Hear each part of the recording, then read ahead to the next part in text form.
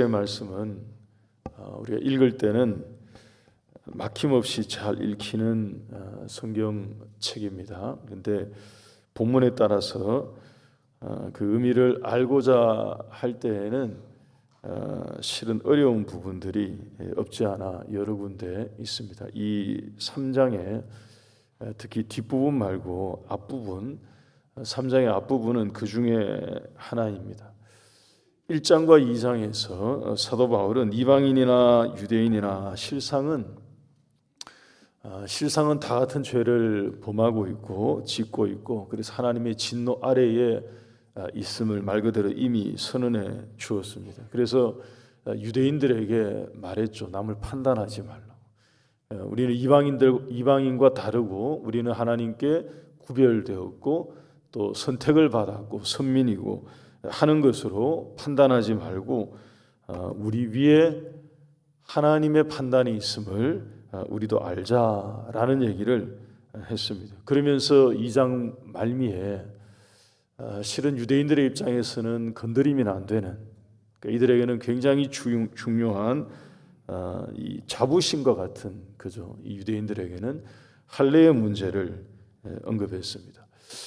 여러분, 할례는 우리 모두가 알고 있는 것처럼 유대인들에게는 정체성을 표시하는 일종의 징표와 같은 것입니다. 언약의 표시였습니다.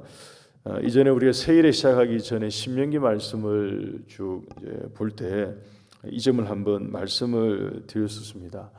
몸의 표시를 하는 거죠. 할례는 몸의 표시를 하는 건데 하나님은 처음부터 할례를 말씀하셨을 때 처음부터 율법에 그 할례는 마음에 하는 것이라고 실은 가르쳐 주셨습니다. 구약의 사람들이 그것을 바르게 붙들고 있지 못한 그런 실수가 있었지만 실은 하나님은 그렇게 알려주셨습니다. 우리 신명기 10장 16절 말씀 한번 보십시오. 율법의 내용이죠. 10장 16절 신명기. 그러므로 너희는 마음의 할례를 행하고 다시는 목을 곧게 하지 말라. 그러니까 몸의 일부를 잘라내는 것이 할례의 의식이 맞는데 실상은 하나님이 원하신 것은 처음부터 그것을 통해서 몸의 일부를 잘라내는 게 아니라 그것을 통해서 마음의 할례가 이루어져야 했습니다. 사도 바울은 유대교의 정통한 인물이죠. 그래서 구약의 전문가였습니다. 누구보다 이 구약의 말씀을 잘 알고 있던 사람 중에 한 사람이었을 것입니다. 예수님을 만나기 전에는 아마 바울도 신명기에 이런 율법의 말씀을 그냥 내용으로만 읽었을 거예요. 뭐 그런 내용이 있구나 하고 그냥 그저 읽고 넘어갔을런지 모르겠습니다만 다메섹에서 예수님을 만나고 난 다음에는 그 의미가 바르게 잡히는 거죠. 새롭게 깨닫게 되어지고 그게 그런 거였구나 하는 것을 더 발견하게 됩니다. 어제 읽었던 우리가 2장의 이 뒷부분에 나왔던 내용이 실은 그것입니다. 바울이 이것을 정확하게 언급을 해요. 하나님의 마음이 어디에 있는지를 놓치지 않고 유대인들에게 놓치지 말라고 이것을 정확하게 언급해 줍니다. 2장 28절 29절 말씀 한번 보십시오. 이렇게 말하죠. 표면적 유대인이 아니라고 합니다. 다시 말해서 육체의 표면에 표시한 이 할례가 유대인 표시 아니다 이런 얘기예요. 그 할례가 진짜 할례가 아니고 29절 말씀에 오직 이면적 유대인이며 할례는 마음에 할지니, 그러니까 본인도 이제 명확하게 실은 알게 된 것입니다. 마음에 할지니 영에 있고 율법 조문에 있지 아니한 것이라. 그 칭찬이 사람에게서가 아니요 다만 하나님에게서니라. 그러니까 참된 할례는 마음에서 일어나야 한다 하는 것입니다. 진정한 할례는 마음에 있는 것이고 그렇게 할 때 참된 유대인이 진짜 유대인이 된다라고 얘기를 해준 것입니다. 바울의 이런 설명에 그야말로 유대인들은 그 할례의 표시를 생명처럼 붙들고 있던 율법을 준수한다는 그 마음 때문에 그것을 그렇게 붙들고 있던 유대인들에게는 굉장한 충격이었을 것입니다.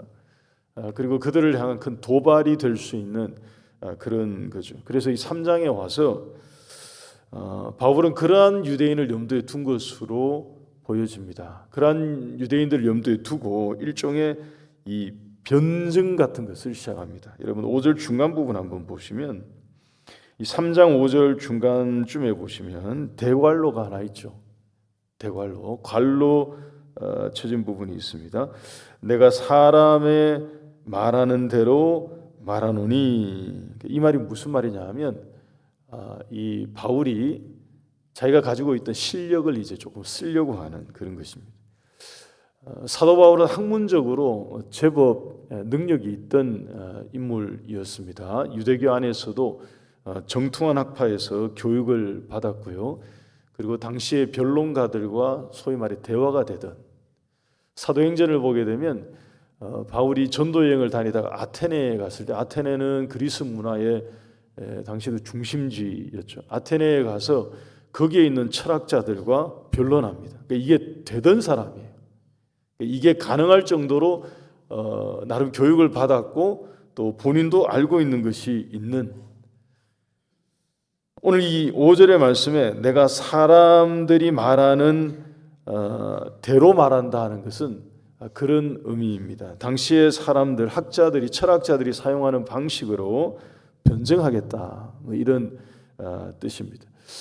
당대에 유행하던 수사법을 사용합니다. 자기가 하고 싶은 얘기를 자기가 질문으로 던져요. 그리고 난 다음에 그 질문에 자기가 답을 달아주는 방식으로 이제 알려주는 것입니다. 1절 보십시오.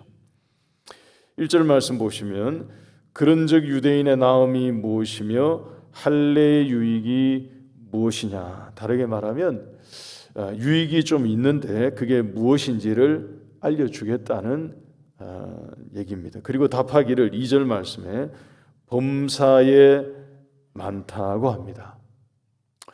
여러분, 유대인들이 가지고 있는 뛰어남이 없지가 않죠. 뭐 조금 지난 얘기입니다만 우리가 종종 그런 얘기를 합니다. 전 세계에서 여러분 유태인들이 실은 좀 경계의 대상이 되기도 하고요. 또 어떤 점에서는 좀 비난을 받는 경우도 없지 않아 있습니다만 우리 모두가 알건대 무시하지 못하는 점이 분명히 있습니다. 민족의 크기로 보자면 실은 소수민족에 해당될 수 있습니다. 그들이 크기로 보자면 그럴 수 있는데 그들이 세계에서 행사하는 영향을 끼치는 그 영향력을 보자면 이게 만만치가 않죠. 미국 경제를 뒤에서 쥐락펴락하는 움직이는 사람들, 그 사람들 중에 유태인들이 굉장하다고 오래전부터 얘기를 합니다. 노벨상 수상자 중에 3분의 1이 유태인 출신이라는 그런 얘기도 과거에 했었습니다. 미국 내 로펌의 변호사 중에 5분의 1이 유대인 출신이라는 그런 통계가 나왔던 적도 있습니다. 이 사람들이 가지고 있는 이 나음, 탁월함, 이게 실은 없지 않아 있는 거죠. 그러니까 이 바울이 유대인의 나음이 무엇이냐, 범사에 많다 하는 이 얘기를 괜히 한 게 실은 아닐 것입니다. 그 중에서도 바울은 실은 뭘 말하고 싶으냐 하면 그 중에서 우선은 2절 말씀 보게 되면 우선은 하나님의 말씀을 맡았다라고 말합니다. 바울은 우리가 정말로 유대인으로서 자부심을 가지고 특권을 가지고 있는 게 무엇인지 아느냐라고 되묻는 것과 같은데요. 그것은 바로 하나님의 말씀을 우리가 맡았고 하나님이 그 말씀을 우리에게 맡겨주셨다 하는 것입니다. 할례가 아니라 진짜 유익은 여기에 있다는 거죠. 그게 진짜 유익이고 권리이고 특별한 거다라고 말해 주는 것입니다. 여러분, 하나님께서 우리 사람에게 무엇인가를 맡겨주셨다는 것은 거기에 요구되는 것이 있습니다. 달란트 비유를 보게 되면 주인이 타국에 갈 때 종을 불러서 뭔가를 맡겨주죠. 나눠줍니다. 1달란트 또는 2달란트, 5달란트 맡겨준 것입니다. 성경에서 이 맡겨주었다 그럴 때는 이 의미가 그냥 내가 그거 받아서 가지고 있다 하는 이런 게 아닙니다. 무엇인가를 하나님이 우리에게 맡겨주셨다 하는 것은 내가 맡게 된 그것을 가지고 바르게 사용하는 것입니다. 하나님의 것을 맡았다 그럴 때는 내가 그것을 맡았기 때문에 들고 있는 게 아니고요. 그냥 그것을 그냥 붙들고 지키고 있는 그런 게 아니라 그것을 바르게 사용해서 주인의 유익을 구하는, 다시 말하면 주인의 뜻을 성취하는 것이 하나님이 우리에게 무엇인가를 맡겨주셨다 그럴 때 맡긴다의 의미인 것입니다. 하나님께서 유대인들에게 말씀을 맡겨주셨습니다. 사도 바울은 실은 그 얘기를 하고 싶은 거예요. 하나님의 말씀을 우리가 맡았기 때문에 말씀을 지키고 이것을 믿고 사는 거죠. 믿고 살고 또 이루며 살고, 그래서 하나님의 뜻을 성취하고 말씀에 담겨진 하나님의 뜻을 드러내고 이것을 전파하고, 이게 말씀을 맡은 자들의 실은 마땅히 해야 할 일인데, 이게 우리의 권리고 권세고 하나님이 우리에게 맡겨주신 것인데 그러지 못했다 하는 것입니다.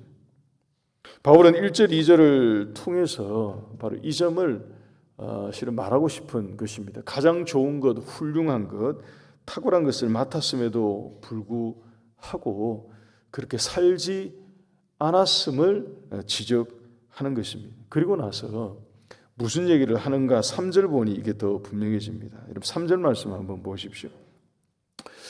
그냥 읽으면 이 내용은 잘 잡히지 않습니다. 3절은 좀 모호한 얘기로 들릴 수 있습니다. 그런데 방금 전에 설명드린 이 설명과 함께 유대인들이 가지고 있는 변론에 대한 바울이 답을 하고 싶은 그런 것입니다. 어떤 자들이 믿지 아니하였으면 어찌하리요? 그 믿지 아니함이 하나님의 미쁘심을 패하겠느냐? 여러분 이 말씀의 의미는 이런 것입니다. 유대인들이 하나님의 말씀을 맡았기 때문에, 그 율법을 맡았기 때문에 당연히 맡은 그 말씀을 가지고 하나님의 뜻을 이루고 믿으며 살고, 그 다음에 이루며 살고, 말씀을 성취하면서 살고, 사람들에게 이 말씀을 전파하며 살고, 소위 말해 말씀대로 살았어야 할 것인데, 그러한 하나님의 말씀을 맡았음에도 불구하고 그들이 오히려 안 믿었다는 얘기입니다. 그들이 오히려 그 하나님의 말씀을 배척했다는 것입니다. 그런데 유대인들은 어떻게 생각하느냐 하면 이렇게 변론한다는 것입니다. 애시당초 유대인들을 택해서 말씀을 맡기신 하나님의 선택에 문제가 있는 거 아닙니까? 하나님이 실수가 없는 분이 정말 맞으십니까? 다시 말하면 유대인들을 선택해서 말씀을 맡겼는데 유대인들이 하나님의 말씀을 믿으며 살지 않습니다. 율법을 어기며 살고 말씀 떠나서 삽니다. 유대인들이 생각에 바울이 그것을 가지고 책망하니까 그러면 하나님이 실수한 거 아니에요? 라고 묻는 것입니다. 이들의 변론과 변증이 이런 식인 것입니다. 하나님이 선택을 제대로 했었어야지. 하나님이 선택을 잘못해서 왜 우리를 선택해서 우리에게 맡기셨는데 우리가 안 믿었다고 해서 우리 보고 뭐라 합니까? 하나님이 우리를 선택해놓고 뭐 이런 얘기죠. 여러분 이 3절 말씀 뒷부분 한번 보십시오. 바울이 이렇게 말합니다. 그 믿지 아니함이 하나님의 미쁘심을 패하겠느냐? 그렇지 않다는 얘기입니다. 마치 여러분 에덴 동산에 하나님이 뱀을 만들지 않았다면 죄가 들어오지 않았을 것인데 왜 뱀을 만들어서 악을 만들어서 세상에 죄가 들어오게 만드셨습니까? 하나님의 실수 아닙니까? 하는 식의 질문과 유사한 거죠. 바울이 대답합니다. 3절 후반부와 4절 말씀에 한 번 더 말씀드리겠습니다. 사람들의 그 믿지 아니함이 하나님의 미쁘심, 그 신실함을 패할 수 있겠느냐? 그럴 수 없다는 것입니다. 사람은 다 거짓되지만 오직 하나님은 오르시다고 증언하는 것입니다. 여러분 5절 말씀도 보십시오. 오늘 본문 5절 보시면 또 어떤 사람들은 이렇게 말합니다. 우리의 불의가 하나님의 의를 드러나게 하면 무슨 말을 하겠는가? 다시 말하면 우리의 불의가 하나님의 의를 위해서 도구로 사용된 것 아니냐? 그러면 괜찮은 것 아니냐? 근데 하나님이 우리가 불의를 했다고 우리에게 진노하시면 그게 하나님이 불의하신 거 아니냐 하는 식의 일종의 말장난과 같은, 여러분 이런 것이 유대인들이 바울의 복음에 대한 이 말씀 선포를 들으면서 가지고 있었던 변론, 변종으로 보여집니다. 이 문맥 가운데 이게 다 묻어 있는 거예요. 그래서 바울이 내가 사람들이 말하는 방식대로 말하겠다고 얘기한 게 바로 그것입니다. 사람들이 이런 얘기를 들으면서 마음에 하지 말아야 될 의문과 의심과 이런 것을 가지고 하나님의 말씀을 받지 않기 위해서 계속 이렇게 일종의 대항하듯이 얘기하는 것입니다. 우리의 불의가, 우리의 죄가 하나님의 의를 더 빛나게 드러냈다면 우리가 도구로 쓰임 받는 그런 것인데, 그러면 괜찮은 것이고 하나님이 우리의 불의를 오히려 칭찬해 주셔야 될 텐데, 우리가 불의하고 죄지었다고 해서 우리를 심판하시면 하나님 틀린 거 아니냐 하는 식의 얘기이죠. 마치 여러분 신약에 오면 이런 것과 같습니다. 예수님을 팔아 넘긴 가룟 유다, 예수님의 십자가 처형을 집행했던 로마의 군병들, 이런 사람들이 전부 다 하나님의 도구로 쓰임받은 거 아닙니까? 결국에 그것 때문에 예수님이 십자가에 죽으심으로 온 인류를 구원하셨으니 가룟 유다도 칭찬받아야 되는 거 아닙니까? 하는 식의 말도 안 되는 이런 말장난과 같은 변론. 바울은 이것을 실은 건드린 것입니다. 그렇지 않다고요. 하나님이 그렇지 않다고요. 하나님이 불의하지 않으시고 하나님이 옳으시다라고 말씀한 것입니다. 6절 말씀 보십시오. 더 단호하게 말하죠. 결코 그렇지 아니하리라. 여러분 신정론이 실은 이것입니다. 이게 조금 딱딱한 얘기고 또 어려운 얘기일 수 있겠습니다만 한 번은 알고 넘어갈 필요가 있는 이게 신정론이 이거예요.